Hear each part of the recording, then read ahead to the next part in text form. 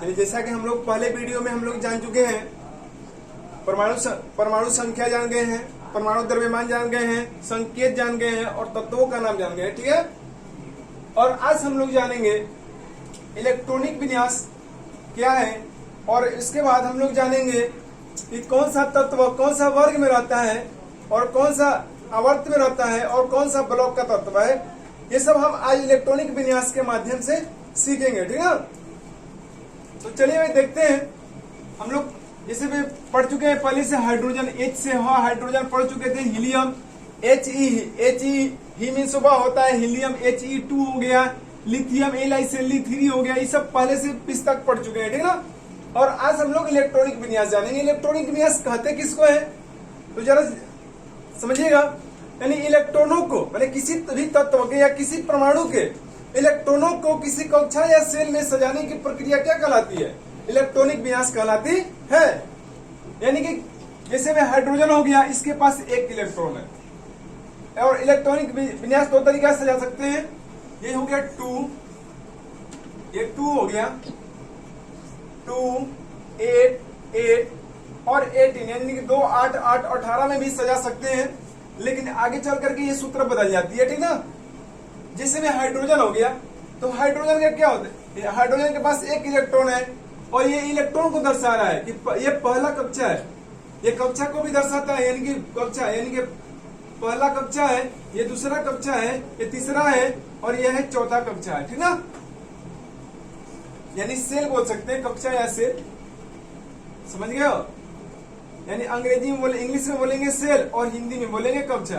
तो ये पहला, दूसरा, तीसरा, चौथा। और दूसरी बात यह है कि जिस तत्व का जो परमाणु का जिस परमाणु का इलेक्ट्रॉन इस कक्षा या सेल को पूर्णतः भर देता है, उस परमाणु को क्या कहते हैं, निष्क्रिय बोलते हैं। वो परमाणु निष्क्रिय होता है।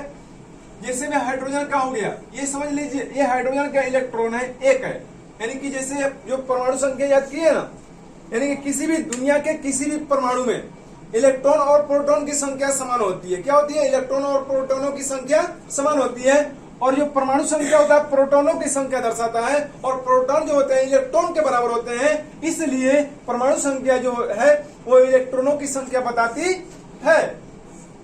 हाइड्रोजन के पास एक है, यानी कि हाइड्रोजन के पास एक है, तो यानी कि हाइड्रोजन क्या हो गया, एक।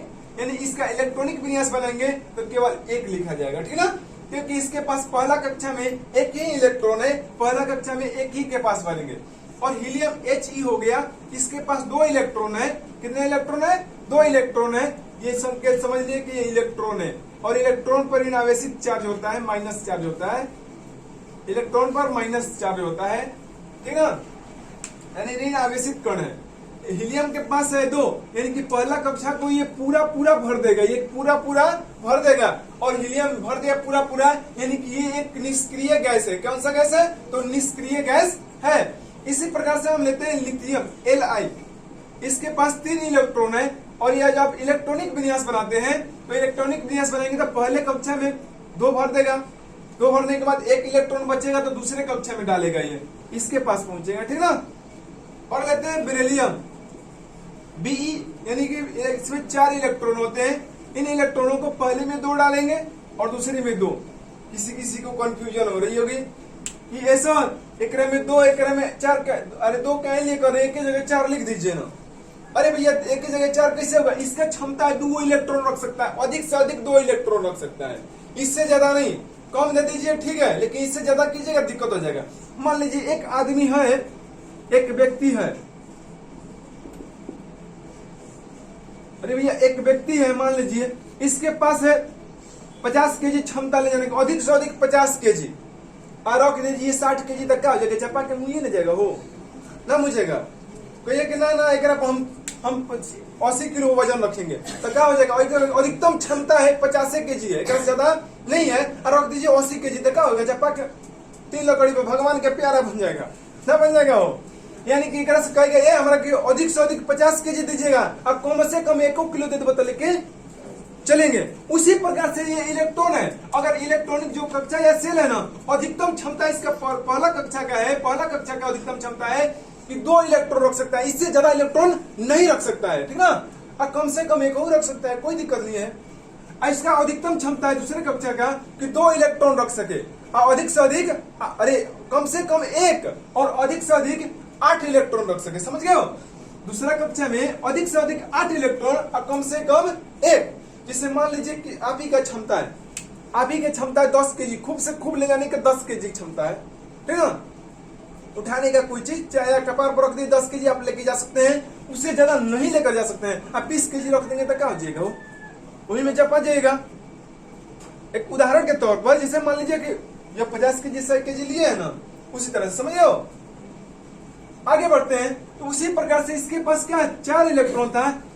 और दूसरी बात कोई सोचता है कि ये सर हिकरे में कहीं के रख रहे हैं, हिकरे में रख दीजिए ना, तो जी नहीं, सबसे पहले जो मिलेगा आपको ये सबसे पहले पहला क्लास में डालना है, यानी कि पहला कक्षा है, उसके बाद दूसरा तीसरा चौथा में डालते जाना है। इस प्रकार से डालते जाना है, ये नहीं कि इसको छोड़ के इसमें डाल देंगे, ऐसा नहीं। ऐसा करते हैं तो गलत हो जाएगा, इसीलिए इसमें 2 रखा गया और इसमें जो बचेगा इसमें रख दिया गया। चलिए अब आगे आते हैं, बोरॉन का आते हैं। बोरॉन का B5 होता है तो क्या हो जाएगा? पहले कक्षा हमारे पास 5 इलेक्ट्रॉन है। कितने इलेक्ट्रॉन है? पूरे 5 इलेक्ट्रॉन है, यानी कि इसमें से क्या करेंगे? 2 पहले कक्षा में रख देंगे। अब बचेगा मेरे पास 3 इलेक्ट्रॉन, 5 में से 2 घटाएंगे 3 बचेगा, 3 दूसरे कक्षा में रख देंगे, क्योंकि इसके पास 8 तक क्षमता है। तो ये तक नहीं है, 8 तक क्षमता है, 8 इलेक्ट्रॉन रख सकता है। चलिए इसी प्रकार से बढ़ते हैं, आते हैं आगे। ऑक्सीजन लेते हैं, O8 हो गया। पहले कक्षा में 2 इलेक्ट्रॉन डालेंगे, उसके बाद हमारे पास कितने इलेक्ट्रॉन? 6 इलेक्ट्रॉन बचे, इसमें 6 रख देंगे, कोई दिक्कत नहीं है। आगे बढ़ते हैं। फ्लोरीन F9 होता है, पहला में 2, इसमें क्या हो जाएगा? 7। अब आप लोगों को थोड़ा समझ में आने लगा होगा। लेते हैं अब लेते हैं नियोन, Ne10 होता है, ये 2, और हमारे पास 10 इलेक्ट्रॉन थे, 2 रख दिए पहले सेल में। अब उसके बाद कितने इलेक्ट्रॉन बचे? 8 पूरे। अब दूसरे में 8 रख देंगे। देखिए ना, ये भी सेल पूरा पहला और दूसरा दोनों पूरा भर गया ना, यानी कि नियोन भी क्या है? एक निष्क्रिय गैस। नियोन क्या है? एक निष्क्रिय गैस है। अरे भैया, निष्क्रिय गैस याद रखने का एक महत्वपूर्ण तरीका, एकदम मस्त तरीका, कभी लाजवाब है, भूल नहीं सकते, समझ गए हो? देखिए ना, है, याद रख लीजिए एक चीज, सारे के सारे निष्क्रिय गैस याद हो जाएंगे और बड़ा मजेदार है। लेकिन है नेता आज का जिंदा राजा है नेता आज का जिंदा राजा। ये भी सही बात है। देखिए ना, आज का जिंदा राजा है, वास्तविकता है। जनता पर जो जुर्म करना है या जो कुछ करना हो धड़ल्ले से कर दे रही है। जो नेता चाहता है कि आज ये होगा, आज लॉकडाउन लगेगा, लॉकडाउन टूटेगा, लॉकडाउन ये होगा वो होगा, जो कुछ करना हो धड़ल्ले से एक बार आवाज निकाला है और वो क्या हो गया? पूरा हो गया। जनता कुछ भी करे, कुछ होने वाला नहीं है, समझ गए हो? देखिए ना, है से हो जाता है हीलियम। क्या होता है? हीलियम। नेता से हो जाता है Ne से नियोन, आज से हो जाता है आर्गन, ए से होता है ना, का से के से यानी के से क्रेप्टोन, और जिंदा ए भैया XE से जेनोन, और राजा RN से रेडोन हो जाता है, समझ गए हो? है नेता आज का जिंदा राजा, यानी कि helium, neon, argon, krypton, xenon, radon, ये सब क्या है भैया? 6 निष्क्रिय गैस है। कुल निष्क्रिय गैसों की संख्या 6 है, और इसे याद रख लीजिए ना, कभी भूलने वाला नहीं है नेता आज का जिंदा राजा। अगर ये याद नहीं रखते हैं तो एक बात और याद रख सकते हैं, ऐसे रख सकते हैं, इसे आप नोट कर सकते हैं। चलो, एक और तरीका है कि हेने आराम कर जिंदा रहबू। हेने आराम करे जिंदा रहबू, समझ गए हो? ए भैया HE से हे, NE से ने, AR से आराम हो जाएगा, KR से कर यानी कि क्रिप्टोन, XE से जेनोन, और रहबू, और RN से क्या हो जाएगा? रहबू यानी कि रेडॉन हो गया, समझ गए हो? या तो आप ऐसे याद कर सकते हैं, हेने आराम करे जिंदा रहबू, या फिर कर सकते हैं कि है नेता आज का जिंदा राजा, समझ गए हो? चलिए, सारे के सारे निष्क्रिय गैस आपको हो गए याद, ठीक ना? अब इधर आते हैं इलेक्ट्रॉनिक विन्यास में पुनः। चलिए भैया, ये नियोन का सीख गए, अब आते हैं सोडियम पाते हैं Na, इसके पास 11 इलेक्ट्रॉन है, तो पहले हम इसमें 2 डालेंगे और मेरे पास बचे 9 इलेक्ट्रॉन। 9 बचे तो इसमें 8 डालेंगे और फिर भी 1 बच गए, तो अब 1 लेकर के इसमें डाल देंगे। ठीक इसी प्रकार लेते हैं ये, चलिए कैल्शियम का लेते हैं, Ca20 होता है ना 20। अब इसका इलेक्ट्रॉनिक विन्यास बनाते हैं। चलो पहले इसमें 2 डालेंगे भैया। अब मेरे पास अभी बचे हैं 18, अब इसमें डालते हैं 8। अब मेरे पास कितने भैया 8 तो 10 को डाल दिए, 20 को था तो अभी 10 को बचा है, इसमें 10 8 डाल दिए, अभी 2 बचा है, यहाँ पे 2 रख देंगे। हमारा क्या बन गया? कैल्शियम का इलेक्ट्रॉनिक विन्यास बन गया, ठीक ना। यानी कि पहले कक्षा को भी भर दिया, दूसरे कक्षा को भी भर दिया, तीसरे कक्षा को भर दिया, यानी कि प्रथम द्वितीय और तृतीय सेल को पूरा भर दिया है, और चौथे सेल में इसका 2 इलेक्ट्रॉन गए हैं, प्रवेश किए, समझ गए हो। अब आगे बढ़ते हैं, जरा ध्यान दीजिएगा। अब आते हैं एक और होता है तरीका आपको इलेक्ट्रॉनिक विन्यास ज्ञात करने का। एक होता है 1s2, या लिख सकते हैं 1s, 2s, 2p, 3s, 3p, 4s। इससे इतना में आपका पूरा 10 क्लास के लिए या 9th क्लास के लिए इतना तो मतलब कंफर्टेबल है, समझ गए। इतना में आप कर सकते हैं। इससे आगे भी बनाना चाहते हैं इसको, उसके लिए अगले वीडियो में हम सूत्र बता देंगे कैसे सूत्र ज्ञात किया जाता है। आप अगले वीडियो देख लीजिएगा, और कृपया वीडियो को लाइक और सब्सक्राइब करना ना भूलिएगा, क्योंकि लाइक और सब्सक्राइब करते हैं तो हमारा वीडियो आपको अगले देखने को मिल जाएगा। चलिए देखिएगा, ये इसमें क्या होता है, S बराबर 2 होता है, S बराबर 2 होता है और P बराबर 6 होता है। यानी कहने का मतलब कि S में अधिक से अधिक 2 इलेक्ट्रॉन रह सकते हैं और P में अधिक से अधिक 6 इलेक्ट्रॉन रह सकते हैं। ये P वाले में, समझ गए। इससे हाइड्रोजन का H1 हो गया। अगर इसमें हम सजाते हैं तो कहेंगे 1, और इलेक्ट्रॉनों को इसके माथे पर लिखा जाएगा, माथे यानी कपार पर लिखा जाएगा, समझ गए हो, नहीं समझे।